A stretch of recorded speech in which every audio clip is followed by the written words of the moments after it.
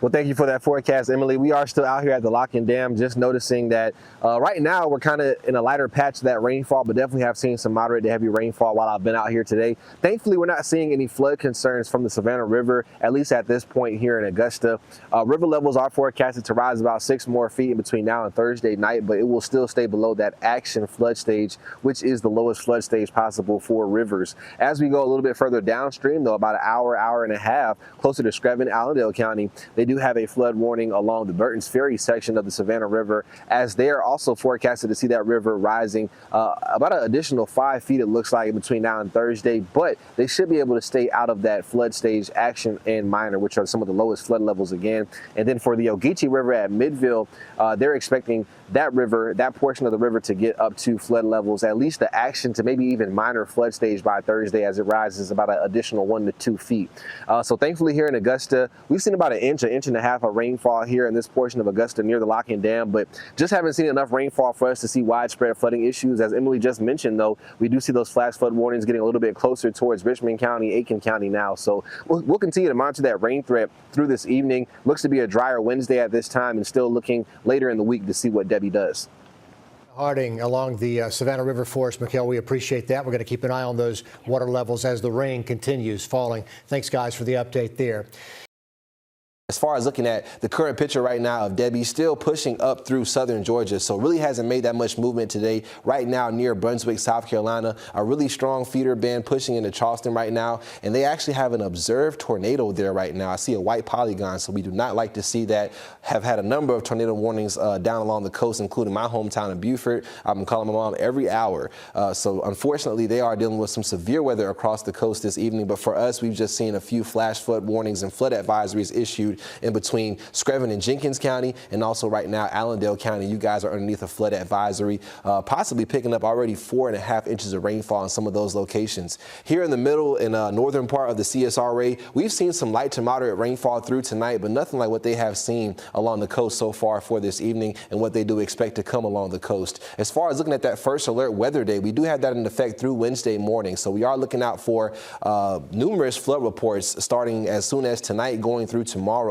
That flash flood risk definitely very high for tomorrow. We'll look at that very shortly. And in general, we could see accumulations of rainfall totals 3 to 8 inches, with some locations getting above 8 inches. Here's a look at that flash flood risk for tomorrow. You can see that it's color coded here. So we have a level 1 flash flood risk north of I-20 all the way down to that level 5 there, including portions of Barnwell, Bamberg, and Allendale County, where you see that pink, a high risk, which is rarely issued, just kind of highlighting that threat for some possibly catastrophic flooding across our southern counties. I disappear here. Rainfall chances through the roof tomorrow, so a lot of wet weather in store for our Tuesday. Unfortunately, Wednesday does look to be a little bit drier. The wind will also pick up for tomorrow as well. Here in Augusta, we could see winds in between 30, 40 miles an hour even, so it still will be a pretty breezy situation for us tomorrow, even though we're not quite close to that center of circulation.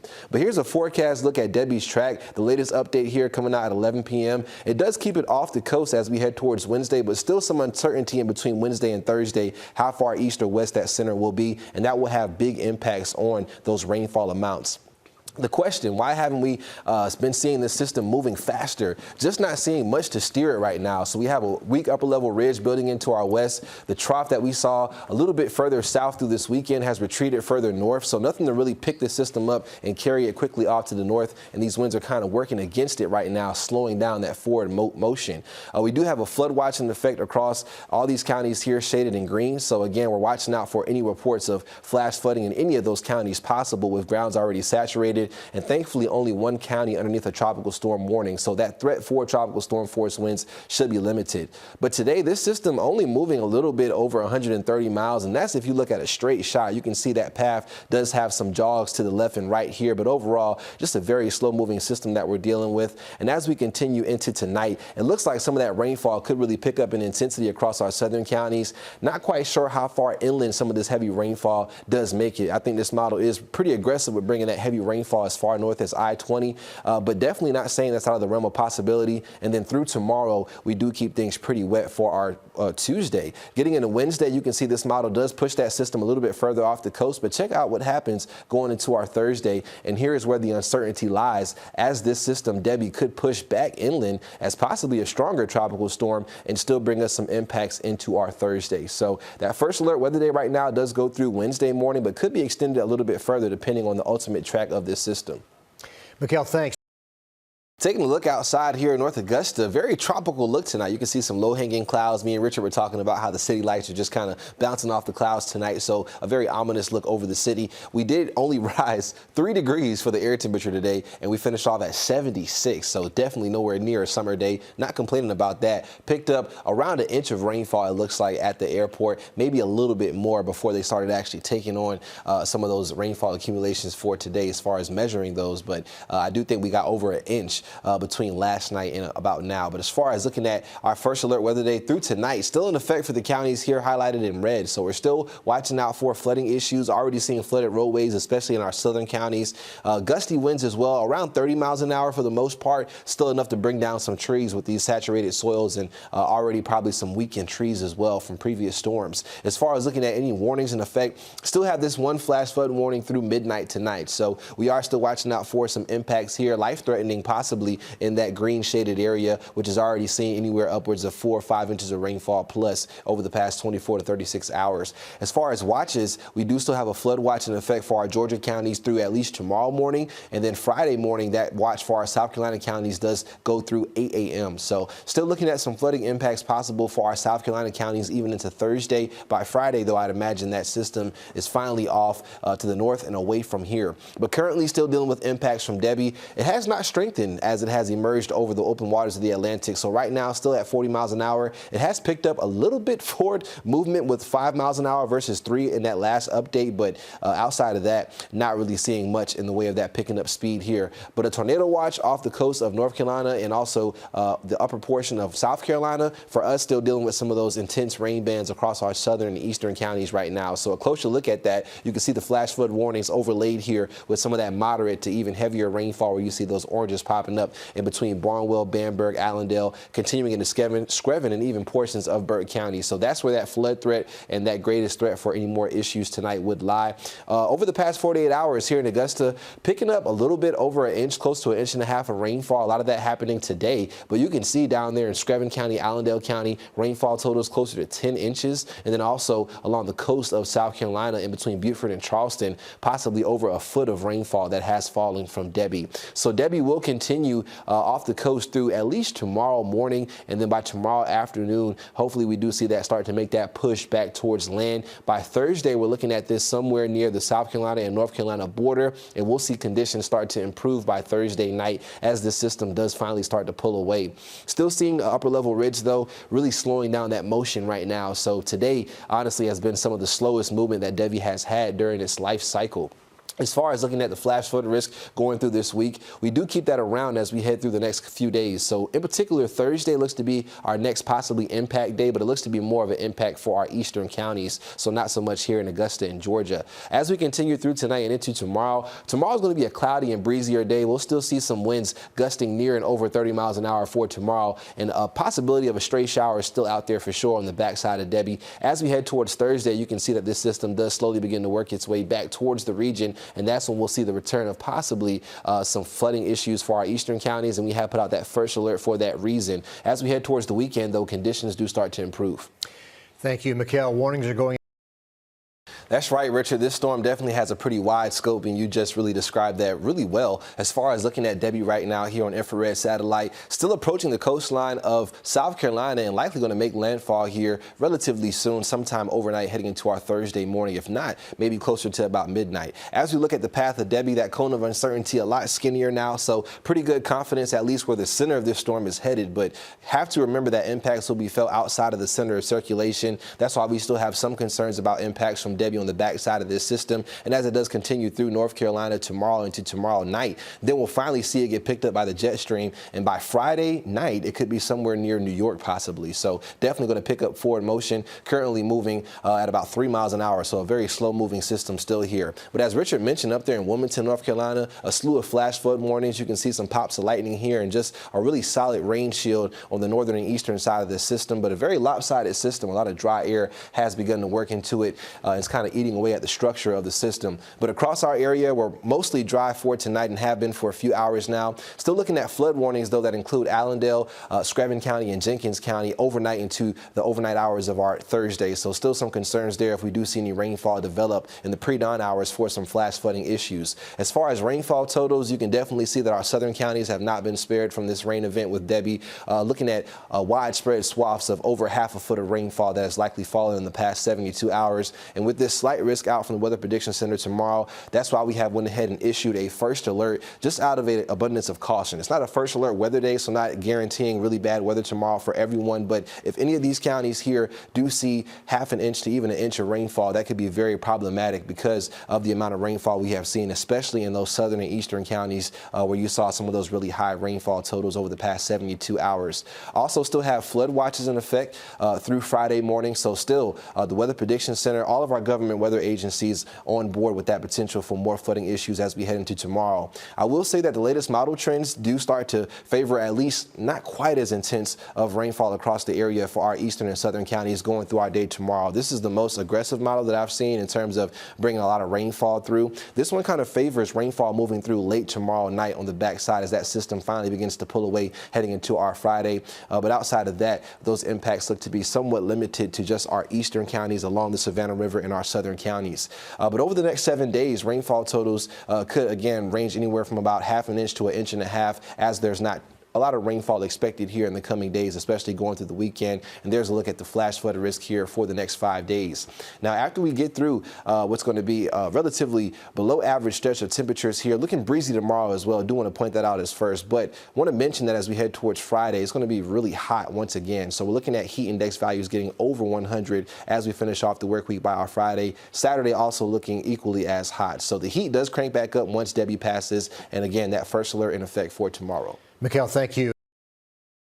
To weather now on First Alert meteorologist Mikel Hannah-Harding. And Mikel, we're trying to be done with this tropical storm, but those bands are still circulating through tonight. Just doesn't want to let us go, Richard, and that's really just kind of annoying at this point, a nuisance, especially for some of our southern counties that just want to dry out. Thankfully, by tomorrow, we'll be able to do that, and we are going to see, unfortunately, the return of that summer heat. It is still August and still summertime, and we're going to be reminded of that, unfortunately, for tomorrow. A live look outside of our studios, not too bad in terms of traffic outside right now. We hit 93 for today after starting off at 77, so an above average start, and we finished off right at that normal temperature for this time of year. As far as looking at the first alert we have in effect, that expires at midnight. So once we do get past midnight, a lot of us should begin to start to dry out, especially our southern counties that are still seeing rainfall right now at this time. So in between Allendale, Jenkins, and also Screven County, we do still have flood warnings in effect that go through the overnight hours, the pre-dawn hours of our Friday. So you can see even right now inside that flood warning in Allendale, they're still seeing some very heavy rainfall there moving towards the city of Fairfax and through the city